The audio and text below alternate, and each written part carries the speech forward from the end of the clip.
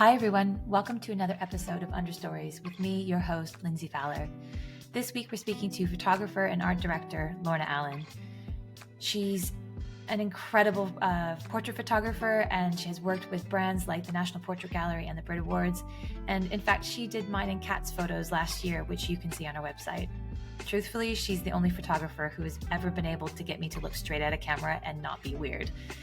In every facet of her work, Lorna works to shift perspectives of what we see and feel. And I can't even say, it was just such a great conversation.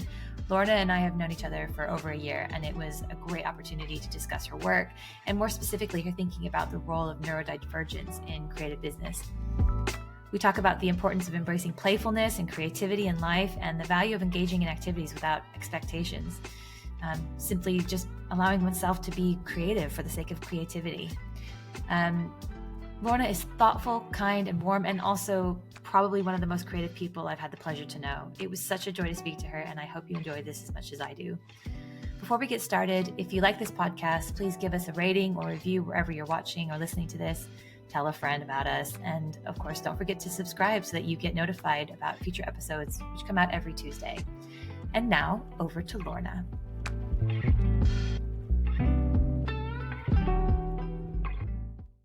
Lorna, it's so great to have you on Understories. Thank you so much for coming on. It's just such a treat to be able to have a conversation with you. Thank you. Thanks for having me.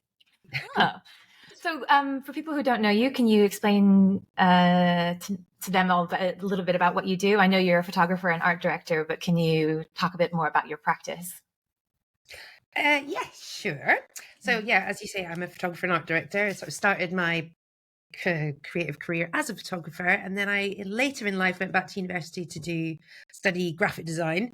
And so now I'm kind of like merging the two, or finding my way how to amalgamate the two of them and work amongst these sort of two disciplines. Yeah.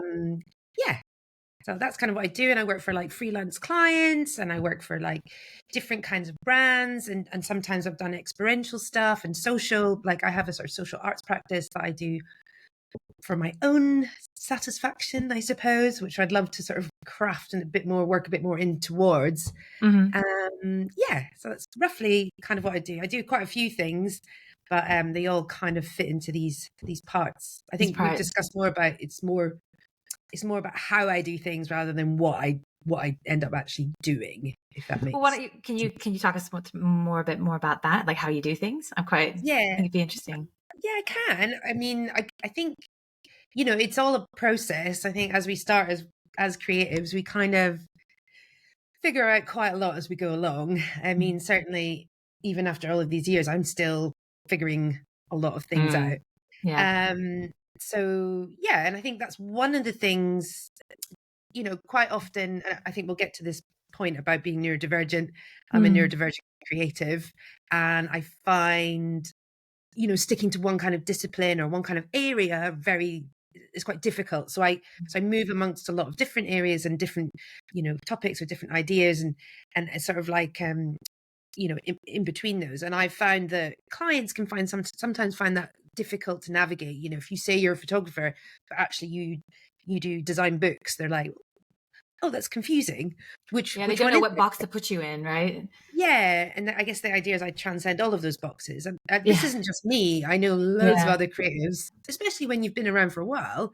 Loads of other creatives, especially young creatives now too, will do multiple types of work, or they'll work across multiple disciplines. So, that is quite a strength, but also that can be, clients can sometimes find that a bit confusing. So I guess sometimes you need to remember maybe how you're marketing yourself to which client at which time, or what do you show at what moment. I mean, I was just discussing with someone really nice designer the other day about, she likes to do branding, but then she's got different portfolios for all the different jobs that she applies for or wants to get work around. So yeah, that's something to sort of remember. And I've totally forgotten what we were talking about. Oh yeah, process. No.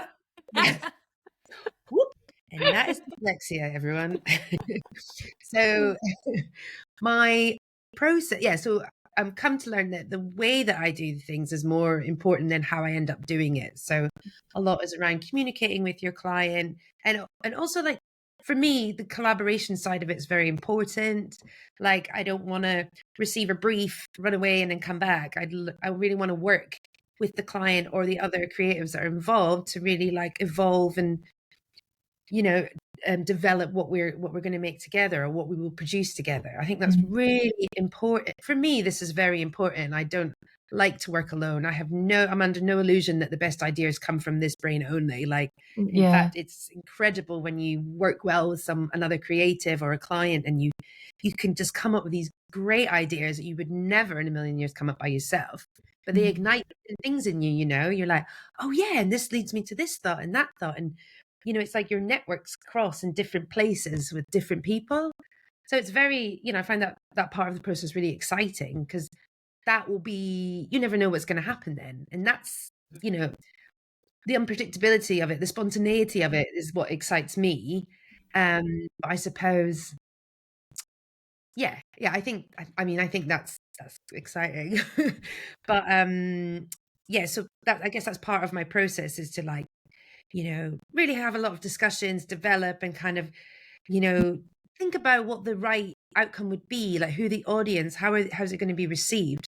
Because there's no point making a magazine for, you know, people that don't really like reading, or, you know, making a podcast for people that find it difficult to sit down and listen to things, or that's not how they interact with something. Like, we all have different ways of interacting with different material, so we need to really think about who our audience is and how we can really reach them, or if we have to communicate it in several ways.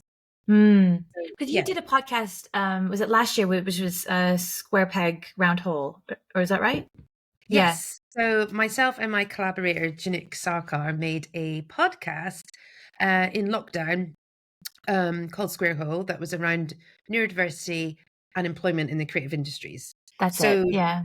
Janik and I are both dyslexic creatives, and I'm just speaking on her behalf, and I'm sure she would explain the same thing. We came together because we wanted to, like, kind of create a story. She's an illustrator and educator, and I'm a photographer, and we wanted to make this article around what it was like to be neurodivergent, and how we could, like, show that in different ways using our different creative mediums.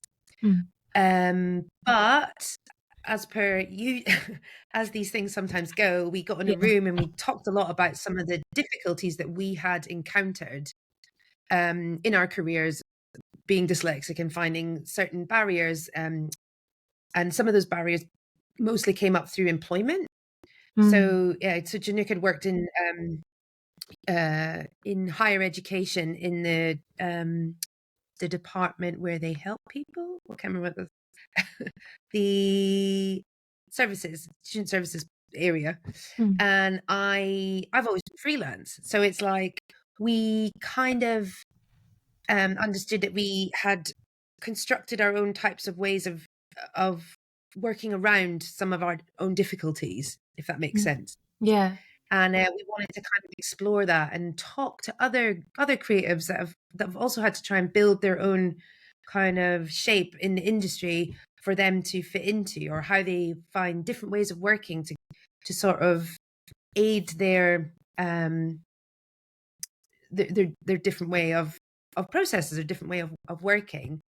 Because we say learning differences instead of learning difficulties, because it's a more positive way to frame it, because it is a difference and not so much a difficulty. But the thing is, sometimes how things are constructed in society makes those differences into difficulties. Well, I mean, we've talked about this before, about, like, when the people are trying to, it's like they're trying to conform to a way that everyone has already been doing things, but they just do it differently. But yet it's treated as if it's wrong because it's not the sort of standardized version. Whereas it's just about finding a way to work within what you've got, right? Yeah, exactly. I mean, you know, things have always been done in a very specific, you know, like, just the simple way of, like, employing people has always, like, there's a standardized way of doing it, isn't there? There's, like, write your CV, then a cover letter, and then go for your interview, and your interview is this, that, and the next thing. And it's like, that's quite rigid. That's never really changed for such a long time. And it's quite specific to the day of when you're doing your interview or when you're doing your cover letter, or, so it's like, it doesn't leave much room for error, or like maybe you're having a difficult time or a difficult day. And it's like, it doesn't, or maybe you're not very good at interviews, or maybe you're not very good at writing a cover letter. It doesn't mean that you wouldn't be absolutely excellent at that job. So when you guys did, it's like the main thing is you have to be good at that more than the job. It doesn't really make sense. And there's like room to change that, I think. So when you guys did the podcast, did you think about the people who would be listening would be neurodivergent? And so did you tweak the way that you did the podcast so that it would be more amenable to people in that position to be able to listen to it? Yeah, we did actually. So we did. So we really, really learned as we went along. Like, we made a lot of like mistakes, or so it was like, it was stressful. I got to tell you, like, podcasts are not as easy as you think. No, they are not. Well, we found it anyway. A lot more work than I think. Yeah.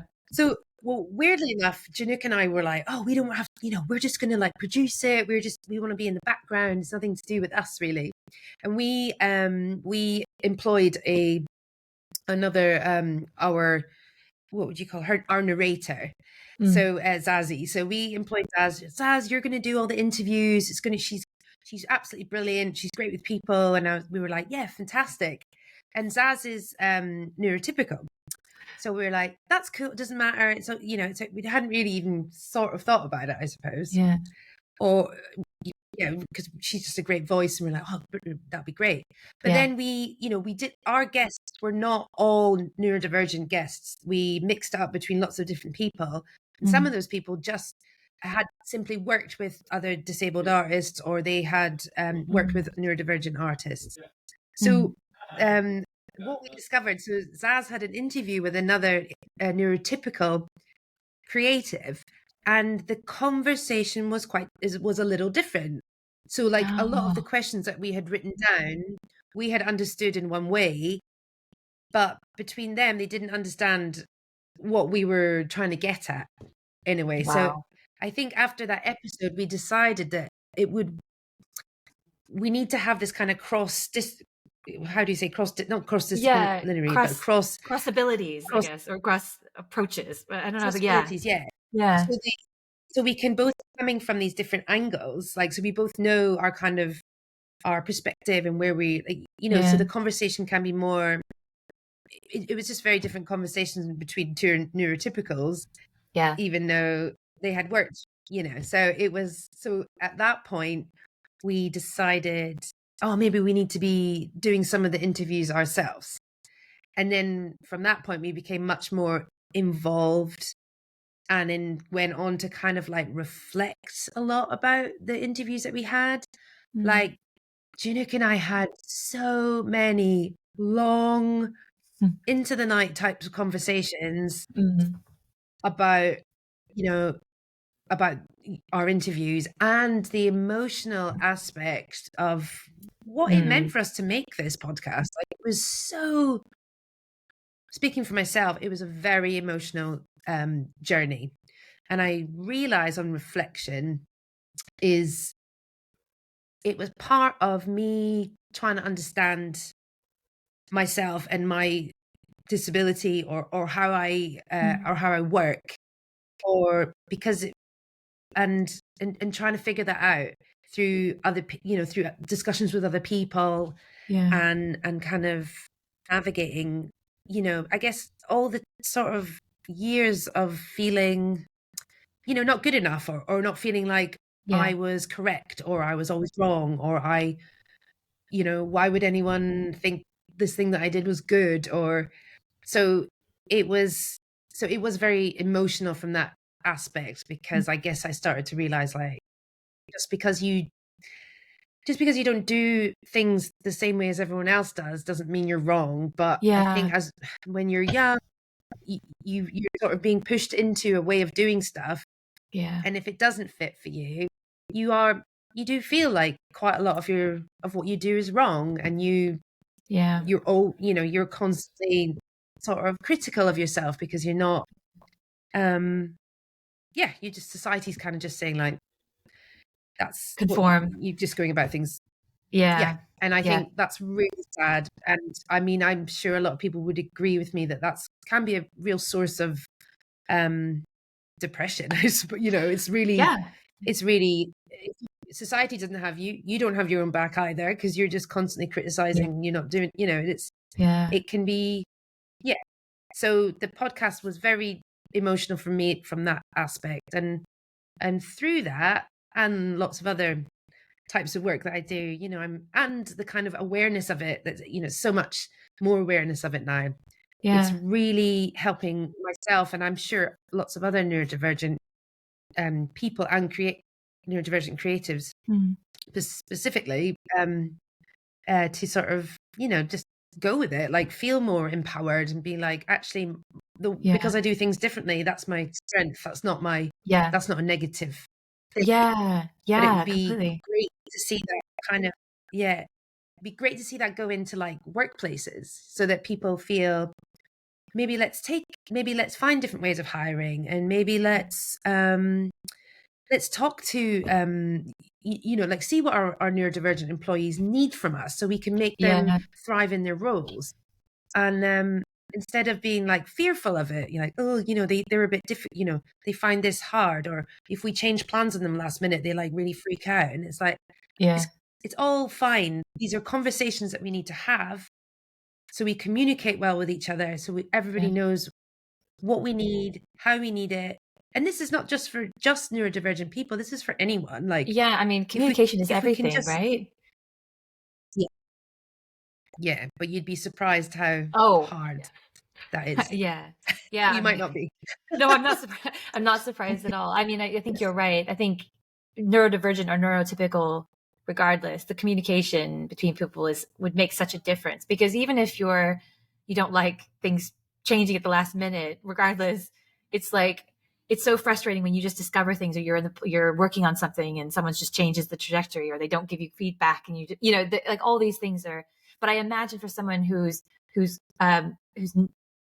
neurodivergent, it must be, it's very unsettling, right? Because they've gotten into a position where they're comfortable with the work that they're doing, or they know what they're supposed to be doing, so that they've gotten through that hurdle, and then to have it sort of pulled out from under them, it can be quite unsettling, I would imagine. But it's also like completely varies from person to person, right? Like, I know that's for me, I'm quite spontaneous, so I quite like to work. I don't always like to know everything that's happening. Right. I know some people really, really, that other neurodivergent creatives that really need to know exactly what is happening when. Do not change plans. They need to scope out the area before they go there. You know, and this is all great. And this is a friend of mine that I've shot with and stuff. And, they communicate all that to me very clearly. And it's really great, because now I know exactly what they need from me to make them feel comfortable, how not to let them down at the last minute, not to change those plans, and not to like surprise them with like, I'm outside your house, let's do this thing, which is what I quite like doing sometimes. But I know that they don't like, so, and it's but like, their neurodivergent condition is different to mine, and we're all all of ours, like there's no one way of doing things. No. Or like, being. So, I mean, I understand how because I imagine, because, obviously we're really interested in this podcast to talk about like the business side of creativity, right? Like how creatives enter into business and how they approach their own businesses. How has neurodiversity impacted you for your own sort of business? How is it impacted that? Well, I'll segue into that, because like the employability part of it is how I've ended up doing this. Right. So I mean, 100%. I because I feel going into a workplace, I feel like I would have a lot of distractions, I think. So it's I had to very easily distracted. No. I've kind of had to construct this kind of work. Yeah, I know. Had to I've had to construct this kind of working environment for myself that I feel that I can be in, that I can work in. And it's not ideal. I understand. It's and quite often, well, I think a lot about having a job, and I think a lot about how much I'd like to work in an environment, but I do have my reservations on how some of the constraints that brings, yeah, and the kind of pressure. So I think, so I've kind of like had to, or feel like the freelance scenario is good for me, but that doesn't necessarily mean that I'm very good at business, and I'm sure you'll agree a lot of freelancers are really good creatives, but they're not very great Well, business I mean, I people. try I And that try is, to not use the good versus bad at this. I think the problem is more that oh yeah, they aren't taught anything. I mean, I think that but what's interesting is there's so much entrepreneurial I want to say verve for some reason. I don't know why, but there's so much like desire to become like to do their own thing in as a creative, and yet they're not given any of the skills in their education to help them do it well and do it for them, and I think because also I think because there are a lot of creatives who have neurodiversity in different ways, it's very common, right? But yet, and so they almost are given an extra heap of challenge with that because they also think that they have to conform to a certain way of doing their business or a certain way of operating or and then it doesn't seem to fit either. So I don't like the good versus yeah. I mean, bad. I think it's just experience versus non, that's just me. I agree. Like, yeah, with education, coming out of uni, they don't tell you Anything. anything about being in the Anything. real world, or and being, there's a bit of a rude awakening when you've been a freelancer. You're like, oh, you have to do your marketing, you have to do your contracts, you have to do your accounting, you have to do your absolutely everything. Yeah. And and a lot of that stuff is quite very time consuming. It's very like not very good for someone who finds it difficult to focus on a spreadsheet.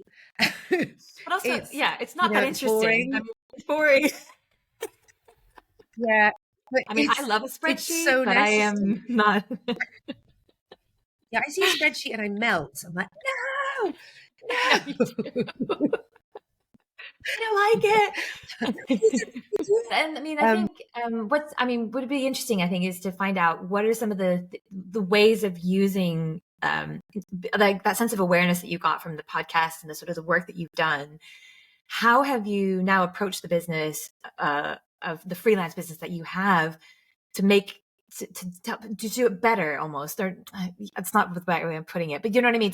You put things in place to help make it easier to do things for yourself. Well, I must say it's from doing the podcast and a lot of other work, I'm definitely become more confident. So I'm feeling that I have a lot more value than I did before. So It's that amazing. has made my business easier because I feel more valid in saying I have a service to offer you and it's worth this much. Yeah. And so confidence has been really important for helping me become better at business. I guess contracts have been quite an important cornerstone for me as well, because it protects you from, it's just it's just laying everything out really clearly for your clients so they know what they're getting, how they're getting it, time frames, and it's a framework. We've talked about that before, like putting in frameworks, absolutely so important. I didn't even understand the importance of it before, but now I'm like, aha, this is really great to sort of build in this kind of framework that you can stick to. And you know, so you're like, that's part of the process. That's part of the repeat process that needs to happen. But by doing that, does that kind of What take else? the mental load off a bit? So it's like if you have that framework, it's like it's there and you don't have Yeah, to I think reinvent the wheel every single time. exactly. And that's what I did every single time. So, I mean, I know it doesn't make sense to do that, but I literally approached every single project completely differently. And that's good creatively, but business-wise, no. That is not how you do it. You need a process for your business. And, you know, obviously you can change that. And when it doesn't work, you have to reflect and be like, okay, this needs to change. This, maybe I could have done this better. Maybe I need to try it from this. I wouldn't take that from advice from me, but I think from myself, I'm like, get those that kind of like business structure in place that's that's movable, but you have something to adhere to, and save the creativity part to the creative bit instead of that the business bit that can be pretty straight. That should be straightforward and clear. Yeah. Save all the fun stuff for the the kind of like spontaneous stuff for the creative stuff. Yeah. I mean, I think that is probably one of the challenges, isn't it? I think for creatives is they want to get to the creative stuff faster than the business side of things. It's like, but I do think that by creating like templating a lot of stuff, articulating process, it actually buys more space for creativity because you're not having to think about these things from scratch from the beginning. But I think it's like a big mind shift, I think, to get into that position, is because it's like, if you're thinking that the contracts are like the boring bit, it's like, oh, well, it'll be fine. We'll just start without a contract, or we'll just send them an email that sort of covers some bits, and then you get started, and then it ends up causing all these problems down the line. I'm like, oh, no, just slow the process down. But it's not the sexy bit. This is what I say to people all the time. You know, it's like contracts. But it's yeah, but when you're out on your own, you need to protect yourself from that, because I've definitely got myself in trouble with things like that, or like lost money and time because I'm like, didn't get someone to sign something, or didn't like, I'm like, oh well, you know, let's not worry about it. We'll just keep going. And you know, I mean, I've definitely got into pickles like that. And it's like, no, you're absolutely right. Get that bit down. It's like, it's not the pretty part. But if you can get it down and moved across, then it just leaves you the freedom and protection to be in the zone where you want to be. And in the creative zone. In the creative zone. Zone, man. I'm just looking at some of my questions for you. I mean, I think I'm really curious about, you know, how long have you been a freelancer for? Ages. I think on my website it's like 20 years. 20 years. I mean, first of all, congratulations. Yeah. I mean, you've sustained yourself for 20 years as a freelancer. That's not an easy task. So I think it's like a little round of applause from me. That's like awesome. Well done. Well, thanks. I didn't, you know, I never even thought about that for a long time, but yeah, it is. It's an accomplishment. Yeah, it's not that. Yeah, thanks. Yeah, you're welcome. I'm here to offer praise as well, you know. But in the 20 years that you've been doing this, like, what are some of the highlights that have been in your career? I mean, I imagine there's probably quite a few at this stage because you've been doing, but like in the last, let's say in the last 10 years. Well, I didn't, gosh, I don't know, like last 10 years. Has there been some really projects that have stood out, or? Well, I must say, one of the big things, and I never really gave myself a pat on the back for this till to this day, really, was doing my MA. I think that was such a big deal, and I worked very, very hard, and I really, really pushed myself so far out of my comfort zone that, it was, I'm still sort of getting over it, if you know what I mean, because it was like, oh. When did you finish that? That was what, 3 years ago? No, it was like 8 years ago. It was a long time ago. Was it that long ago? I didn't realize it was that long ago. In my head, it was only 3. Yeah, it was ages ago. I know, because that's how long I've stopped smoking. Because as soon as I finished my MA, I stopped smoking. I smoked so much. I was like, okay, I'm gonna never smoke again. That's amazing. That's what it did for me. Yeah. But yeah, that was really. In fact, I think I was so far out of my comfort zone by the end of that. I definitely retracted back into a bit of comfort for like a long time because it was a bit crazy. Because I start like in my final project, I was like doing all kinds of stuff around performance, and I was like, this is so strange. Yeah, but that's what uni's for, isn't it? Experimenting and seeing. Yeah. But yeah, it's a part of a practice that I would actually really love to get back to a little bit, because I really got quite close to something that was uncomfortable. And yeah, we all know that getting into those uncomfortable spaces, that's when like some interesting stuff can happen.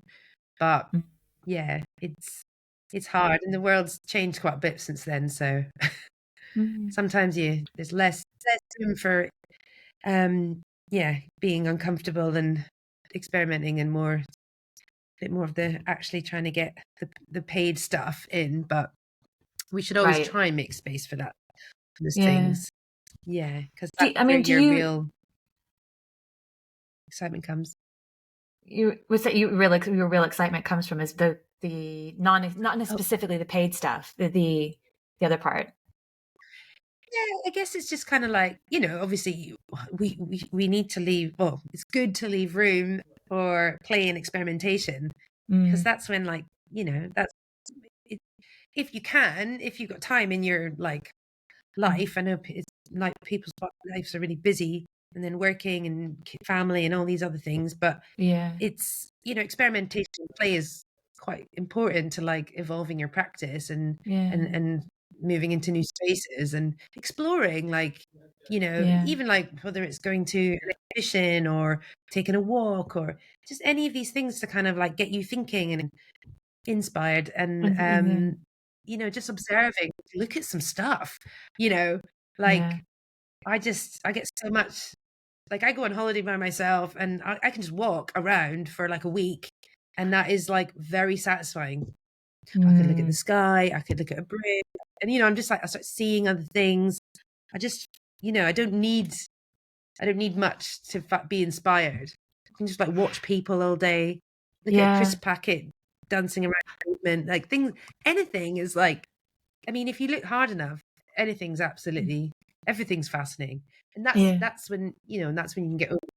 I sometimes get overwhelmed because I'm like, oh my god, there's everything here. There's all these amazing ideas and beautiful things and like incredible light, and it's I mean, it's amazing. It's amazing to hear you.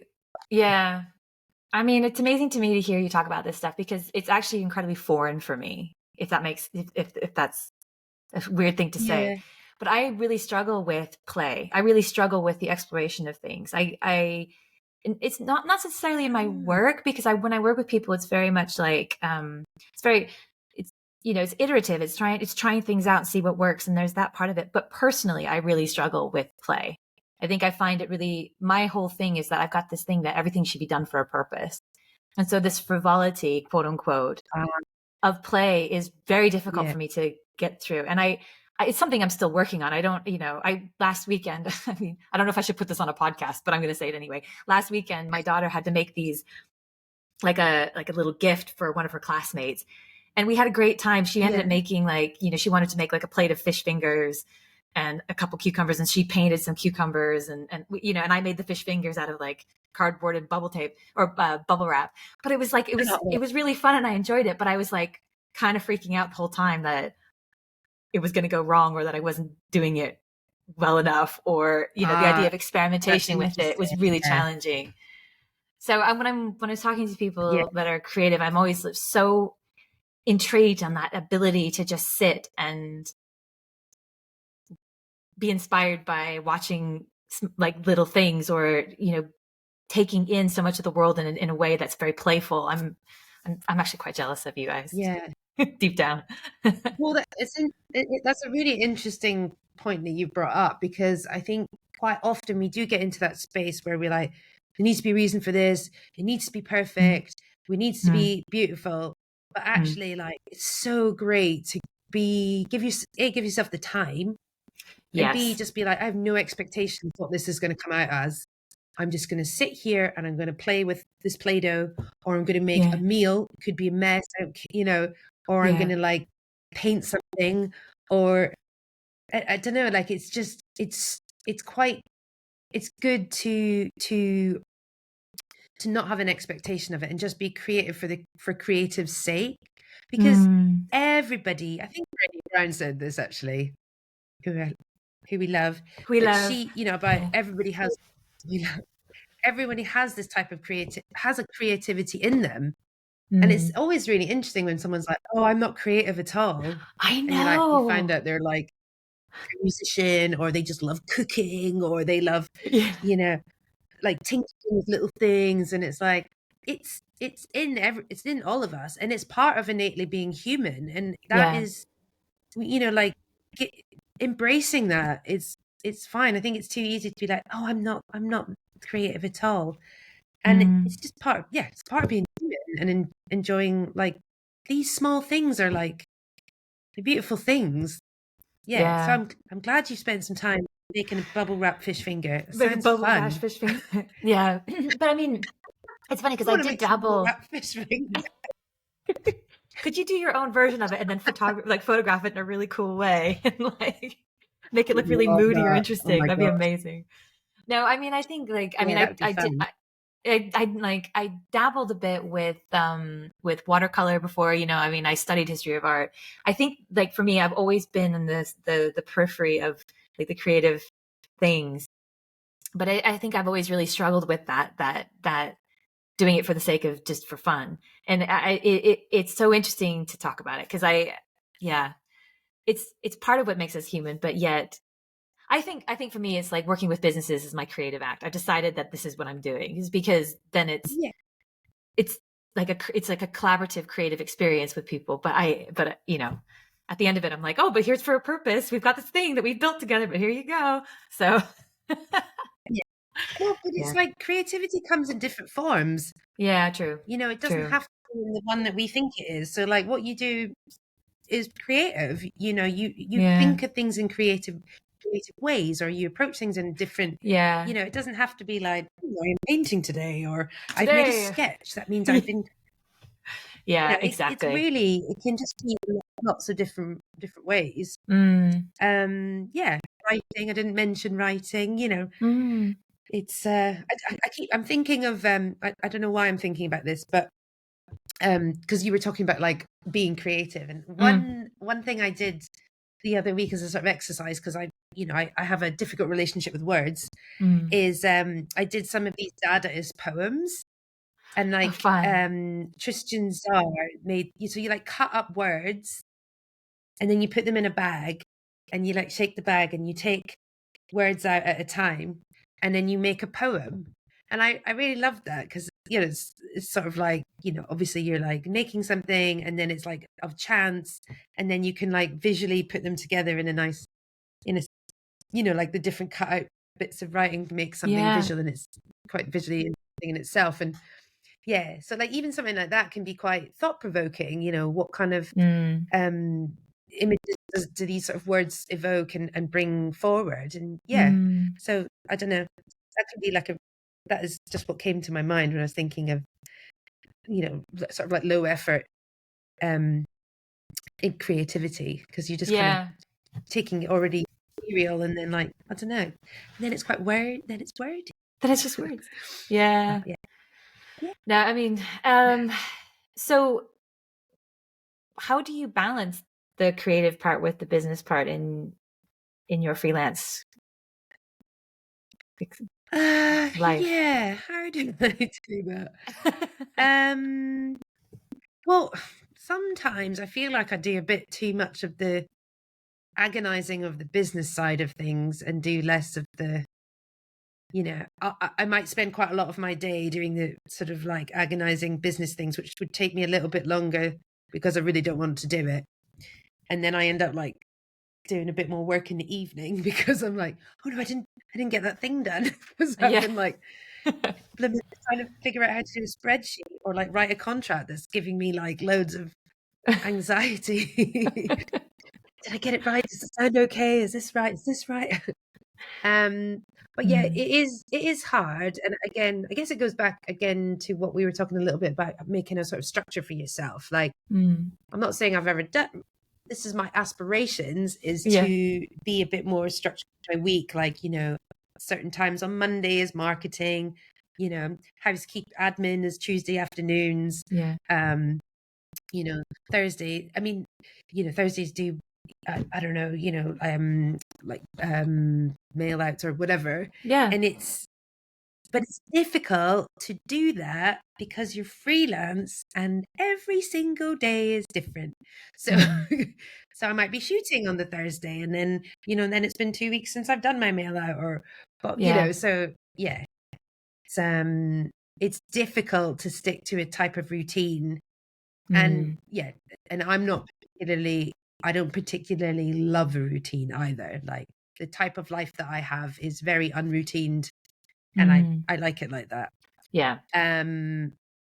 So, but it does make it, you know, you just kind of grab in the time when you can, but that makes it difficult to balance, I suppose.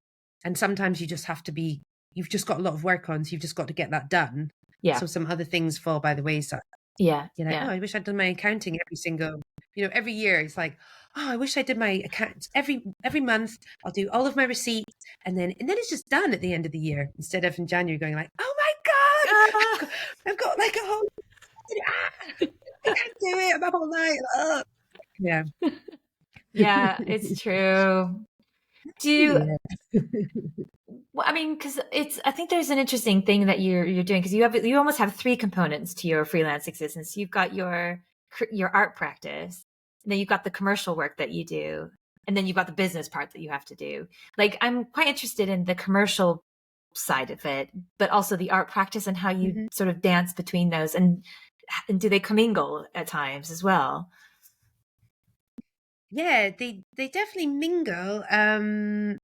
I want them to mingle more, which would be kind of where I want things to go. Yeah, so I guess, yeah, so as you say, we've got these like different sort of threads, and I do a lot of like the podcast and the other project that I used to run, the Hidden Women of Design, where we platform female designers and their work, and it was an event and things. And, you know, like, I guess it's hard because like you want to it's like sort of ending up monetizing something that like your passion project in a way. But I guess, you know, what's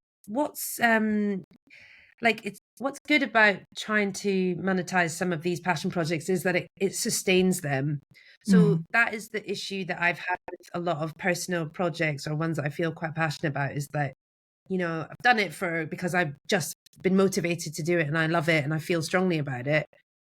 But it's unsustainable because I can't spend as much time on it because I have to, you know, get paid work.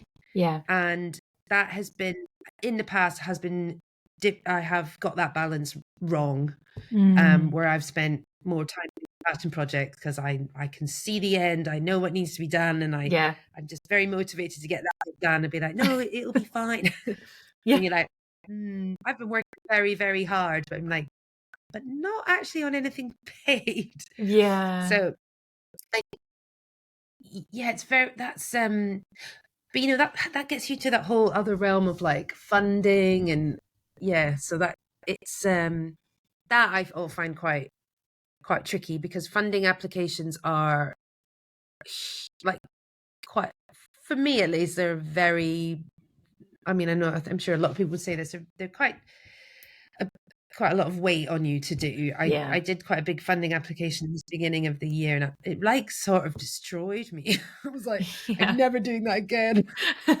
So much effort, time, and agony, and I didn't get it. So it was like, oh God. But you've got to, you know, I guess with these things, you've just got to keep going. But like the state of the sort of funding in the arts at the moment is quite hard. And it's quite hard how a lot of creatives really just have to depend on that as a source of income.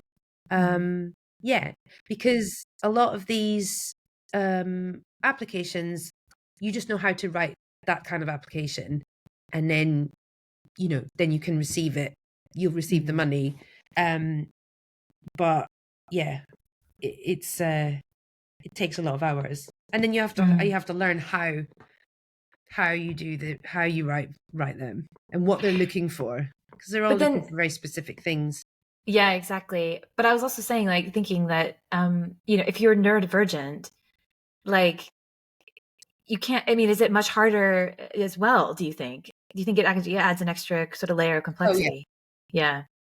Absolutely. I'm dyslexic. It's incredibly hard for me to do these, just to hold my attention for the amount of time I have to do it is just it's unbelievable.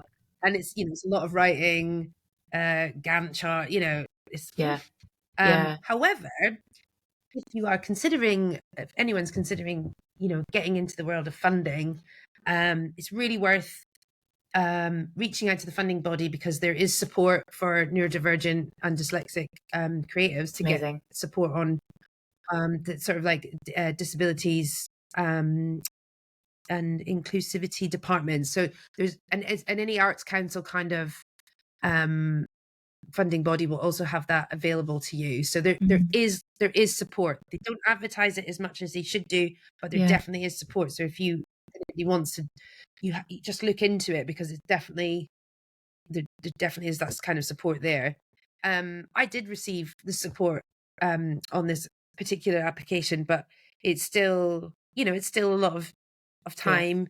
But it was definitely very, very helpful to have that support. I mean, it got done because I had several supports as well. So and then also, what was I going to say? Yeah, there's also access to work that you can also have a little look at. There's an area where you can receive support from the government to kind of support your freelance work too, and help your employers to kind of like support you a bit more as well.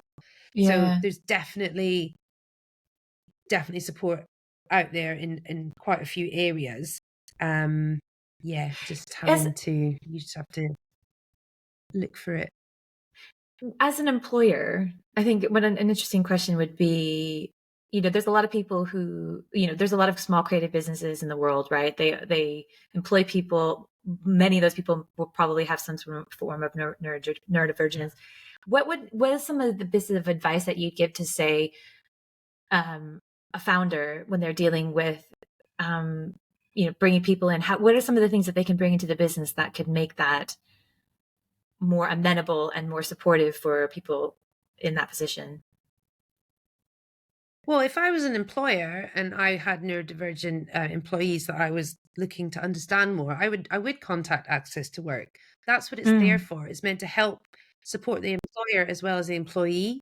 So, it's like if somebody doesn't understand how to support a particular employee, like, that's fine, but they need to be open to the communication, the line of communication between them, and then there is that body that will help them to coach them through understanding how to communicate better and how to how to support the worker.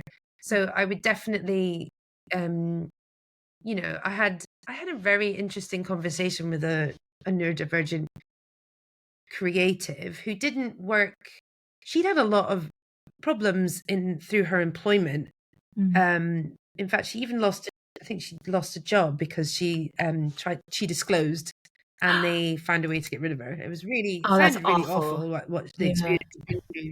And she had access to work, and they had contacted her employer, and the employer refused to spend the time to do the time with the caseworker to like educate them on how to work together with her. And it was really such a waste awful. of talent, though. Yeah, but it was a shame, because she was a creative, but she ended up not really being able to work in a creative role because she didn't feel able to do that role. And it was such a shame, because I just felt like that's a restraint from society again, that you don't feel like you'd be quick enough to work in an agency, and you feel under pressure. And it's like, that doesn't, again, it doesn't mean that you're not an excellent creative. It's just like, you have to, if you could be in an environment where you could communicate with your employer a bit better, you could do the type of job that you really want to do and that you're good at. Yeah. But no, instead you feel like restrained and like pressurized and stressed because you're like, I wouldn't be able to survive. Like, it's like, maybe some people take a little bit longer to do this thing, but they might be blooming quick at that. Or, like for me, it would take me ages to write something, but I could come up with like 20 ideas for something like pretty fast. Yeah. But it doesn't mean, it's like we have strengths in different areas, and that's what it is to build a team. That's what it is to work in a team. Like this person brings this skill, that person brings that skill, and together we have all these areas covered. Yeah. But it doesn't always work like that, does it? We tend to like, everyone's they kind of employ the same people that have got the same skills. And then it's like, oh, everyone's kind of the same here. So nobody's bringing a new part to the table. Yeah. It's like, is it like, what's the cartoon where they have all these kind of like, I can't remember. I was going to say not Thunderbirds, but something like they have all these different components, and then like Transformers. I don't know which one it is. But they come together and they're like, we're this like team. We've got all these bits covered, and then you become this, and then so it's I think that's what you want, isn't it? Like just everyone that's really, really good at what they do, and with strength and diversity, isn't it? Exactly. That's kind of what I was trying to get to. Yeah, I know what you mean. And sadly, you go to some of these agencies, you're like, oh wow, everyone is kind of very similar. You're like, oh, this is not. Yeah. So, I've got one more question. What's neurodiversity like in your office? Oh, what's neurodiversity? So one final question for you before we go to our cheeky quick fire questions. So what does success look like for you? Well, I did think about this question, and I don't know. So I guess success, for me is, I think it's confidence. I think that's what I like. It's not about what I produce. I don't think like that's not success, but I think a personal success for me is to feel fulfilled and that I belong, and then what I do is right for me. If that makes sense. Because I think, like, as I said before, like quite a lot of my life, I felt wrong in lots of ways and not good enough. Yeah. And I think a personal success for me would be like to get to a point where I'm like, I'm confident, I'm good at what I do, and people employ me for that, and I'm happy, and I make decent enough money out of it, and that's good enough for me. I wouldn't want to put success on a type of project or getting to a certain level. Like it's more about, I think, I mean, that's how I feel at the moment. It's more about personal success. I think like I want to feel that I have learned to accept who I am and sort of really love that person and what they do and how they are. So that feel, is that too airy fairy? I don't know. No, I love it. I think it's I mean, whenever I ask that question, it's always really interesting what people say. I mean, obviously I haven't done this loads, but I mean, the people that I've spoken to that do think about success, and they none of them have ever come into it with like, oh, success for me is like, turning over £1 million a year or 2 million. I mean, no, none of it is ever monetary. It's really about quality of life, work that's produced, not as in like, oh, if I got this client or I did this size of project. It's more like the quality of the work that I produce, it's more those qualitative parts of creative business that's what success looks like for them. Yeah. Because I think we're all learning that after the pandemic, though. It's like that stuff's important. Like, it is. We're important. Our friends are important. Our family's important. How we feel, our world is, like all that other stuff can come and go very quickly. Yeah. And I think we've got a good understanding of what's important nowadays. And it's not money. It's not things. It's not like having, like, yes, at points it could be like, oh yeah, we needed all that and we want this feels really good. Yeah. But they're just surface level stuff, and it's like, it's connection and love and all those things that money can't buy. Like, we're lucky because we love creativity. We get to work in something that we absolutely love. So yes, from now and again, certain projects, certain outcomes will absolutely make us feel successful because we've like produced something hopefully exceptional and amazing and is received well. But I think through the process of doing those things, like having great connections or feeling supported and loved through all that stuff, that's what you'll remember most, I think. I agree. And that's really and that's also something you learn as you get older, like those unfortunately. things, those things are there for you. It's the second half of life. Second half of life. What is it? What they call it? Like, was it Carl Jung who said the first half of life is, trying to figure, I can't remember how, I'll butcher it, I'm sure, but he said the second half of life is basically trying to be the person you were always meant to become. And I just like, I love that because, you hit 40 and you're like, who am I? What is this? What am I doing this for? And it seems like a cliche, but I think everyone has those questions at this sort of age. It's quite lovely. I think you can kind of start being more reflective about your work and my God, it's purpose. Been like the most interesting period of my life. I can't. Sure. It's been a journey, but it's been so difficult, so interesting, and and especially as a creative, it's like it's a bit about you, but it's a bit about what you produce, because it's hard when what you produce is part of who you are. So it's very vulnerable to be about, and then if it's not received well, it's like everybody hates me. And then you have to remember, like, you need to say, it's like I'm showing my insides to everyone. I know. It's like, you need to get to a point where you're like, if you can separate yourself from what, you'll never entirely separate yourself, but it's like, it's not a reflection of you, like it's not a judgment on you. And it's but I think when you're younger, you're like, if you're failing at work or you're failing at your creativity, as you might think, you're failing at being a person, and that's not true.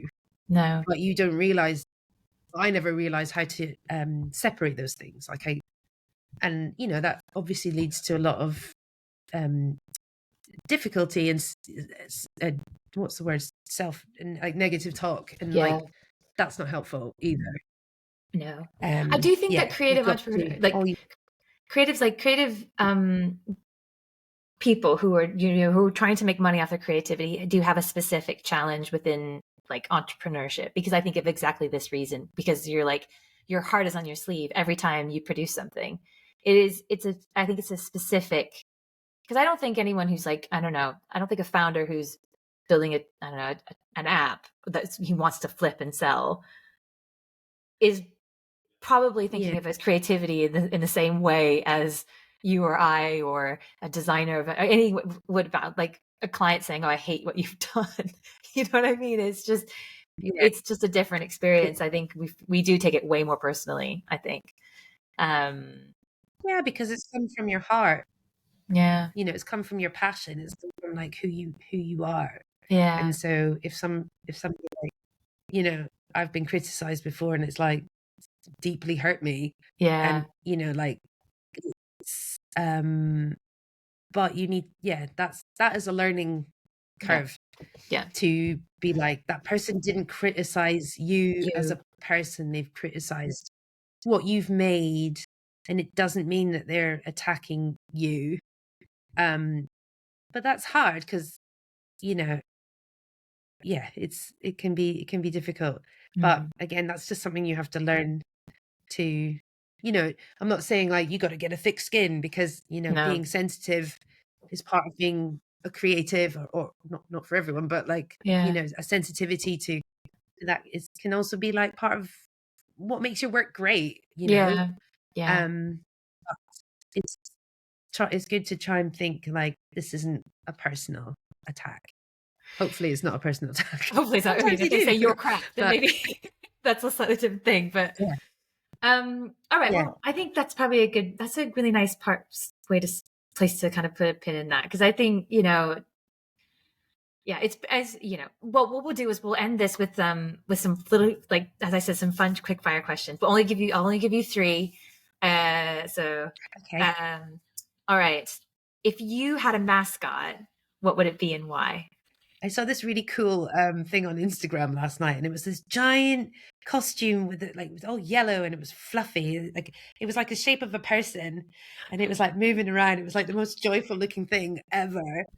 And I texted it to my friend. I was like, "This is my actual spirit animal." And it was so funny. So you would either be that, or do you remember those things in America, like the little things that fly around, like the tube men that fly around? Yeah, they like what they're called. They're like car sails, and they do like they blow the air up and they dance. You go, woo!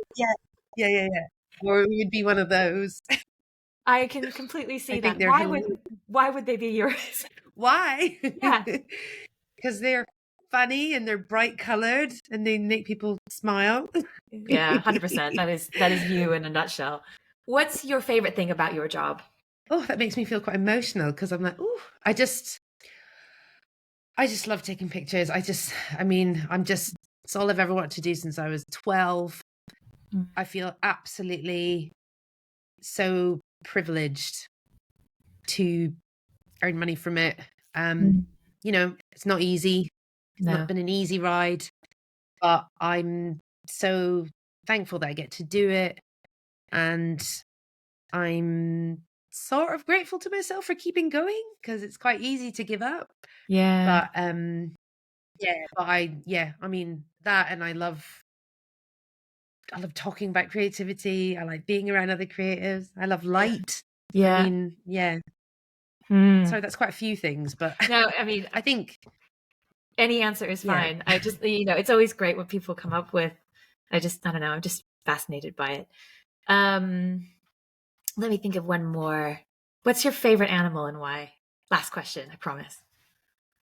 Oh, my favorite animal? I think what are those air things that they blow up these car sails? What are they? Are those an animal? I don't know, like, I want to be like a panther, but in actual fact, I'm more like a spaniel. And I do like spaniels. Like, they're just really, really full of tons of energy, and they're just really excited about everything. And even if it's really small stuff. So they're like, I think that could be my favorite. I mean, it's a bit boring, but a dog, but a Springer Spaniel, because they're just like, yeah, let's do it. Woo! And I find that attitude like amazing to be around. Oh, that's a wonderful. But I would love to be a snake panther, but I'm not very panthery. You're way too extroverted to be a panther. I think like panthers are kind of like, you know, they like don't want to be around anything, right? They're kind of like hunters in the night. That's how I see them. But you're just like, so beautiful. Hi. Well, yeah, but you're beautiful anyway. Feed me. Feed me. Oh. Run. Oh, Lorna, this has been so much fun. Thank you so much for coming on. And I hope that, you know, the listeners have gotten a good insight. And thank you for being so vulnerable about your work and about the things that you care about. And it's just always such a pleasure to talk to you. Get those people who are going to listen to this. I'm like, yeah, you know, blah, blah, blah. And I'm like, oh God, it's actually going to be in the world. No. I think more people need to be this way in the world. Don't worry. So yeah, thank you so much. Thanks for having me. It was good. Thanks again to Lorna Allan for her time and energy. It's always such a treat getting into the weeds with her, and I'm grateful she could come on. Once again, if you enjoyed this episode, please like and subscribe, share with your friends, all those sorts of things. And just to remind you that episodes drop every Tuesday. Until then, be well.